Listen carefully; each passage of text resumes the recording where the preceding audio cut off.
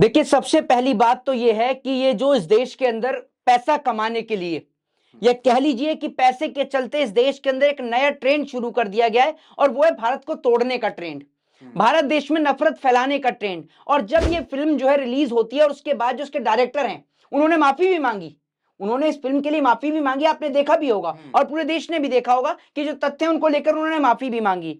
मैं एक बात आपको पूछना चाहता हूं और देश की जनता को बताना भी चाहता हूं और आज बहुत सारी चीजों पर चर्चा करूंगा कि इस देश के अंदर जो एक मिथ क्रिएट कर रखा है कि औरंगजेब ने मंदिरों को तोड़ा। सबसे पहला सवाल की शुरुआत यहीं से करता हूं कि क्या औरंगजेब ने सिर्फ मंदिरों को तोड़ा? औरंगजेब ने मस्जिदों को नहीं तोड़ा। फिर दूसरा सवाल मैं आपसे यह पूछना चाहता हूं कि क्या ये जो औरंगजेब और शिवाजी के बीच में जो लड़ाई थी, क्या यह लड़ाई हिंदू और मुसलमान की लड़ाई थी? आज मैं आपसे पूछना चाहता हूं ये बात और इस देश की जनता को भी बताना चाहता हूं। सबसे पहली बात तो ये कि औरंगजेब ने सिर्फ मंदिरों को ही नहीं, मस्जिदों को भी तोड़ा। औरंगजेब ने सबसे पहले गोलकोंडा की मस्जिद को तोड़ा और क्यों तोड़ा वो भी आपको बताऊंगा। औरंगजेब जो गोलकोंडा का जो नवाब था उसने कर देने से इनकार कर दिया, उसने कहा कि मेरे पास पैसे नहीं है। तो उसके बाद में औरंगजेब जो है वो अपने जासूस को भेजता है और पता करता है, तो उसका जासूस आके बताता है कि उसने जो सारा धन है और जो गोलकोंडा का जो नवाब है उसने जो सारा धन है वो मस्जिद के नीचे दबा रखा है। तो गोलकोंडा के जो क्या कहते हैं मस्जिद थी उसको औरंगजेब ने गिराने का काम करा। तो इस देश के अंदर जो चीजें दिखाई जाती हैं कि औरंगजेब ने मंदिरों को तोड़ा या मंदिरों को तोड़ा, ऐसा कुछ भी नहीं है। दूसरी सबसे बड़ी बात जो इस फिल्म को लेकर जो पूरे देश में एक मैसेज और एक इश्यू क्रिएट किया गया है हिंदू और मुसलमान के बीच, आप बड़े से बड़े इतिहासकार की पुस्तक को उठा लीजिए और उस पुस्तक के अंदर मुझे एक वर्ड दिखा दीजिए कि शिवाजी मुसलमानों को लेकर नफरत करते थे। यह आप मुझे दिखा दीजिए कि मैं मान जाऊंगा कि शिवाजी नफरत करते थे। आपको किसी भी इतिहासकार की पुस्तक के अंदर आपको यह शब्द नजर नहीं आएंगे। दूसरी सबसे बड़ी बात मैं आपको बता दूं, शिवाजी के जो लेफ्टिनेंट थे उनका नाम था शामा खान। सुन लीजिए, ठीक है। शिवाजी के जो सेक्रेटरी थे, शिवाजी के जो सेक्रेटरी थे, उनके जो इंटेलिजेंस के जो थे, उनका नाम था मौलाना हैदर अली। ये मैं शिवाजी की बात कर रहा हूं, उनके ठीक है आर्मी ना? में। जी, उनकी आर्मी की बता रहा हूं मैं आपको। दूसरी सबसे बड़ी बात मैं आपको बता दूं, सन 1648 के अंदर जो शिवाजी जो हैं, शिवाजी के साथ में 500 से 700 पठान उनकी आर्मी को ज्वाइन करने के लिए आए। अगर शिवाजी की और औरंगजेब की लड़ाई हिंदू और मुसलमान की होती तो क्या शिवाजी के साथ में 500 से जो 700 पठान 1648 में उनके साथ ज्वाइन करने के, उनकी आर्मी को ज्वाइन करने के लिए आए थे, क्या वो आते?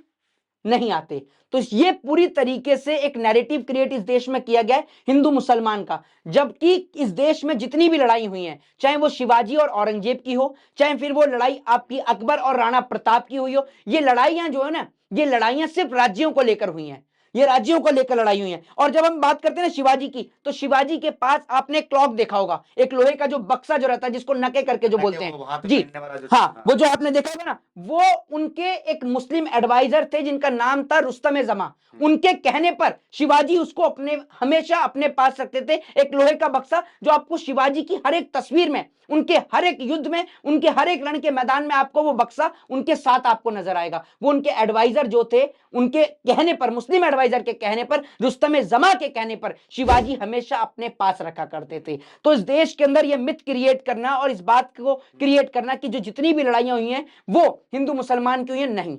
और जब आप एक मेमोरेंडम, एक माइंड के अंदर एक चीज सेट करते होंगे कि जब शिवाजी और औरंगजेब की लड़ाई हुई, तो आपको यह लगता होगा अपने दिमाग के अंदर कि एक और अगर शिवाजी हैं तो उनके साथ सारे हिंदू होंगे, नहीं। और दूसरी ओर अगर औरंगजेब है तो उनके साथ सारे मुसलमान होंगे, नहीं। यह बिल्कुल गलत है, ऐसा बिल्कुल नहीं। जब शिवाजी और औरंगजेब के बीच की लड़ाई हुई तो मैं आपको बता देता हूं, शिवाजी के साथ में मुस्लिम थे, उनके जो सेक्रेटरी थे, और वहीं दूसरी ओर जो औरंगजेब थे उनके साथ हिंदू थे। और आप इस बात को सुनकर बिल्कुल शॉक्ड हो जाएंगे, जो बात मैं अब आपको बताने जा रहा हूं। ये एक राइटर हैं जिनका नाम है गोविंद पंसारी, जो अपनी बुक के अंदर लिखते हैं कि हुआ शिवाजी, उसके अंदर गोविंद पंसारी लिखते हैं और ये बताते हैं कि औरंगजेब की जीत के लिए, और मैं आपको एक बार फिर दोबारा से नाम बता देता हूं, राइटर का नाम है, राइटर का गोविंद पंसारी, और आप बुक में जाके चेक कर सकते हैं। राइटर का नाम है गोविंद पंसारी और बुक का नाम है हुआ शिवाजी। उसके अंदर ये लिखा हुआ है साफ साफ, गोविंद पंसारी लिखते हैं कि 400 ब्राह्मणों ने औरंगजेब की जीत के लिए यज्ञ किया, शिवाजी की हार और औरंगजेब की जीत के लिए यज्ञ किया। अब आप उन 400 ब्राह्मणों को देशद्रोही ठहरा देंगे कि वो लोग तो गलत थे, नहीं। वो लोग उस राज्य में रहते थे और उन्होंने अपने राजा की जीत के लिए यज्ञ किया। जैसे आज हम भारत में रहते हैं और भारत देश के रहने वाले जितने भी मुसलमान हैं, अगर भारत और पाकिस्तान का मैच होता है तो उसमें जितने भी भारत देश के मुसलमान हैं वो भारत देश की जीत के लिए प्रार्थना करते हैं। अगर भारत और पाकिस्तान के बीच जंग हुई थी, चाहे वो 1971 बांग्लादेश की हो, चाहे जब बांग्लादेश के हमने दो टुकड़े करे, चाहे 1966 ताशकंद समझौते की जंग हो, जितनी भी जंगें हुई उसमें भारत देश के अंदर रहने वाले लोगों ने भारत देश के लिए प्रार्थना करी। ठीक उसी तरीके से वो लोग उस राज्य में रहते थे, इसलिए उन्होंने वहां के राजा के लिए जो है वो उन्होंने उसके लिए यज्ञ किया, कालीचंडी यज्ञ, उसका यज्ञ का नाम था कालीचंडी यज्ञ, जो वहां के ब्राह्मणों ने किया था। तो इस देश के अंदर एक मिथ क्रिएट करना कि जितनी भी लड़ाइयां हुई हैं वो लड़ाइयां सिर्फ राज्य को हड़पने के लिए हुई है और किसी चीज के लिए नहीं हुई। दूसरी बात मैं आपको बता दूं कि साध्वी की लड़ाई, जब साध्वी की जब लड़ाई हुई थी तो उसके बाद में औरंगजेब ने उस लड़ाई के बाद में जो शिवाजी महाराज जो है उनसे संधि स्थापित करने के लिए जो अपने जो उनके जो संदेश जो लेके जाते हैं, संदेश वाहक जो है वो एक ब्राह्मण को बनाकर भेजा, और उसके बदले में शिवाजी ने जो अपने संदेश वाहक को भेजा उन्होंने एक मुस्लिम को भेजा। तो आप जो इस देश के अंदर ये चीज क्रिएट कर रहे हैं ना हिंदू मुसलमान की, ऐसा कहीं से कहीं तक भी नहीं है। दूसरी बात जब हम बात करते हैं तो मैं आपको बता दूं थोड़ा सा और, 1691 के अंदर औरंगजेब ने चित्रकूट के अंदर बालाजी मंदिर के लिए जो है वो जमीन देने का काम किया, वहां जमीन दी, और प्लस इसी के साथ साथ 8 गांव जो हैं वो दान में देने का काम किया, और सिर्फ ब्राह्मणों के लिए नहीं, जैन धर्म के लिए भी उन्होंने जो है वो जमीन दान करने का काम किया गुजरात के अंदर। ठीक है, फिर सबसे बड़ी बात यह है कि बहुत सारे मंदिर जो औरंगजेब के लिए चीज की जाती है कि उन्होंने मंदिरों को तोड़ा, ऐसा नहीं कि मंदिरों को नहीं तोड़ा, मस्जिदों को भी तोड़ा, सिर्फ कर के लिए, पैसे के लिए, और हर राजा का सिर्फ एकमात्र यही उद्देश्य रहता था। राजा की लड़ाई कभी भी हिंदू मुसलमान की नहीं हुई। और इवन जब औरंगजेब ने अपनी प्रजा के ऊपर वो जर्जिया कर लगाया ना नॉन मुस्लिम्स के ऊपर, तो उसके बाद शिवाजी महाराज जो एक लेटर लिखकर भेजते हैं जो औरंगजेब को, उसमें वो हवाला देते हैं, तो वो कुरान का हवाला देते हुए बोलते हैं कि भगवान जो है वो सिर्फ आपका ही नहीं, अल्लाह सिर्फ जो है वो आपका ही नहीं है, वो सबका है और वो सबके लिए एक बराबर है, तो आप किसी के ऊपर जाप्ती नहीं कर सकते। ये शिवाजी महाराज जो नोटिस लिखकर भेजते हैं, जो संदेश लिखकर भेजते हैं, वो कुरान के हवाले से भेजते हैं। तो ये जो लड़ाई आप जो इतिहास में दिखा रहे हैं, ये लड़ाई हिंदू मुसलमान की थी। ये लड़ाई जी फिल्म नहीं देखे क्या आप? देखिए मैं आपको बता दूं, इस देश के अंदर फिल्में जो होती है ना वो सत्य पर आधारित कभी भी नहीं होते हैं, ठीक है ना। और दूसरी बात, अभी जब हमने बात करी शिवाजी की आर्मी में, अब हम बात करेंगे औरंगजेब की आर्मी की। औरंगजेब की जो आर्मी थी, औरंगजेब की आर्मी का जो नेतृत्व जो कर रहे थे वो एक राजपूत राजा जयसिंह कर रहे थे।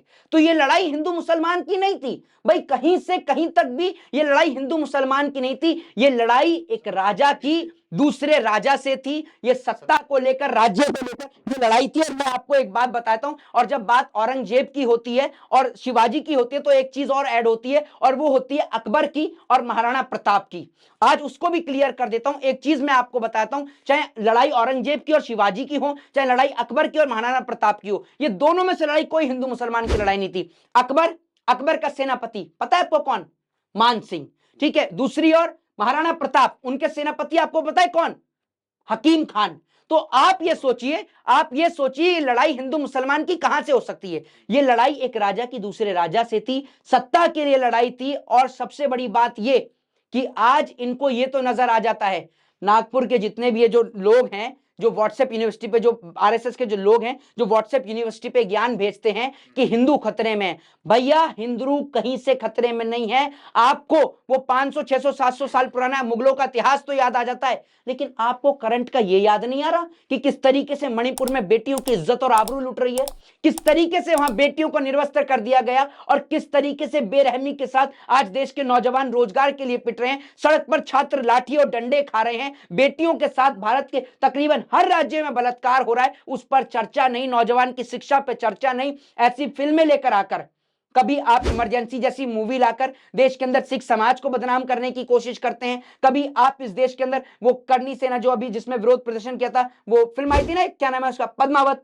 उसके जरिए आप इतिहास को बदनाम करने की कोशिश करते हैं। आप ऐसी कंट्रोवर्सी फिल्म लेकर आकर जिससे लोगों का दिमाग मंदिर और मस्जिद की ओर रहे, हिंदू और मुसलमान की ओर रहे। औरंगजेब को लुटेरा कहा गया है कि उन्होंने जो है भारत को लूटा है। भारत को लूट के कहां लेके गए, जरा मुझे सवाल का जवाब दे दीजिए। भारत को लूट के अगर कोई लेके गया तो अंग्रेज। क्या इस बात की चर्चा होती है कि कोहिनूर भारत से चला गया? क्या इस बात की चर्चा होती है कि भारत का इतना सारा सोना, भारत को ऐसी सोने की चिड़िया नहीं कहा जाता था, भारत सोने की चिड़िया था। भारत का पूरा सोना, भारत की भूमि को बंजर बनाने का काम अंग्रेजों ने किया। अंग्रेज भारत को लूट के गए, उस पर कोई चर्चा नहीं करता। आप मुझे बताइए ना। दूसरी बात ये कि एक और तो आप ये कहते हैं, और एक सबसे बड़ी चीज आजकल बहुत ट्रेंड में चल रही है, दिल्ली के चुनाव के बाद और भी ट्रेंड में आ गई कि हर जगह का नाम बदला जा रहा है। एक बात मैं आपसे बोलना चाहता हूं, आप हर जगह का नाम बदल रहे हैं, तो आपकी पार्टी के अंदर जो मुस्लिम लीडर हैं शाहनवाज हुसैन, सबसे पहले उसका भी नाम बदल दीजिए ना। शाहनवाज हुसैन से उनका नाम सीताराम कर दीजिए, उनका क्यों नहीं बदलते? फिर दूसरा मुख्तार अब्बास नकवी, ठीक है ना, उसका नाम मुरारी लाल कर दो, उनका भी तो नाम बदलो। अगर आपकी पार्टी में आए हैं और आप पूरे देश में हिंदू मुसलमान क्रिएट करते हो, तो सबसे पहले इनका ही नाम बदलो। भाई आप मुझे बताइए ना, इनका नाम क्यों नहीं बदलते? और इन्होंने तो शादी, शाहनवाज हुसैन ने किससे शादी करी है पूरा देश जानता है। आप मुझे बताइए ना, एक हिंदू की बेटी से शादी करी है। और दूसरी बात, इन लोगों का आप नाम बदलिए, इन लोगों का नाम बदलकर दिखाइए। सबसे बड़ी बात यह कि आज देश में चर्चा सिर्फ हिंदू मुसलमान के टॉपिकों पर है, मंदिरों और मस्जिदों पर है, कहीं भी चर्चा एजुकेशन, हेल्थ और डेवलपमेंट पे बची ही नहीं है। पूरे देश के हर चौक चौराहे और चौपाल पे चर्चा अगर है तो हिंदू मुसलमान की, और ये हिंदू मुसलमान की चर्चा इस देश को बर्बाद कर देगी। बहुत बहुत शुक्रिया। शुक्रिया।